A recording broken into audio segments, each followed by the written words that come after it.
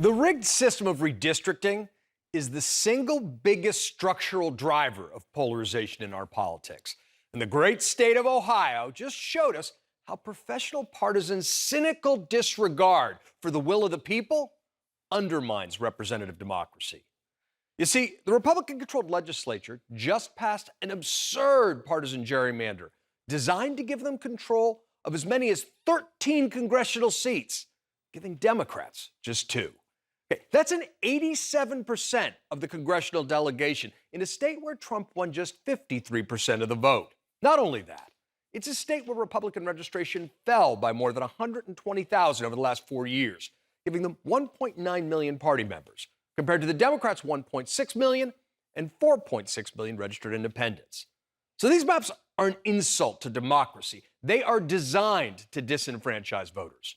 But believe it or not, that's not the worst of it.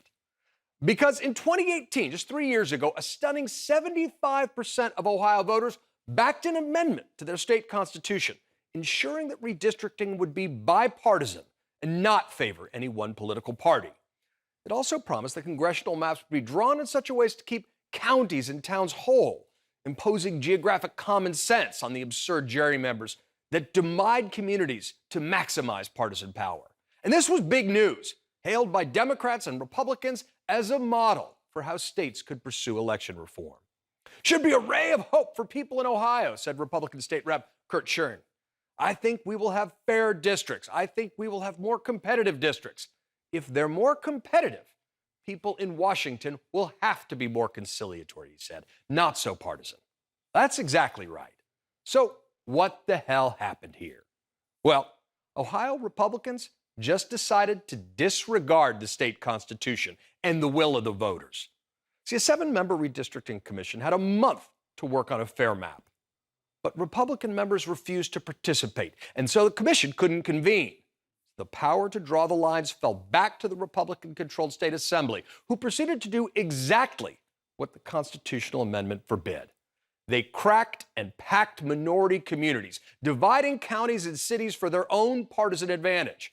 For example, Hamilton County, home to Cincinnati, which voted for Biden by a 16-point margin, will be divided into 3 congressional districts, with black voters offset by white Republicans. And that's why many are saying this map might not only violate the Ohio Constitution, but the U.S. Voting Rights Act.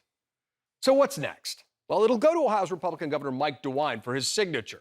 Now, back in 2018, he told the Cincinnati Enquirer, quote, voters said that redistricting process should be done in a bipartisan way.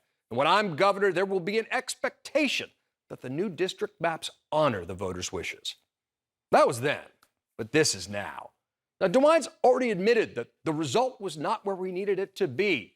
But in the unlikely event that he actually follows through and vetoes, he'd probably be overridden by State House Republicans, who just passed an anti-vax law over his objections. Lawsuits will be filed. Then the maps will go to the Ohio Supreme Court for judgment, where DeWine's son is a justice who's already announced that he would not recuse himself from this case. While this partisan map is clearly in violation of the state constitution, what it really does is show that Republicans only care about controlling Congress in the upcoming midterms, and they won't be constrained by pesky things like laws or state constitutions in their pursuit of power. And what happens in Ohio doesn't stay in Ohio.